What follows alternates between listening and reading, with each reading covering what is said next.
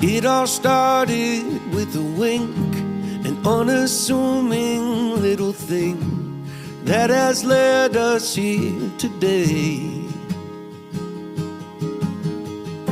She was not one for the bar.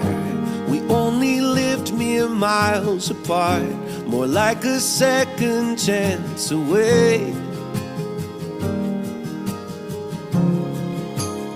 We had both loved and lost, and we'd both been on first dates, but this one was different. And now I say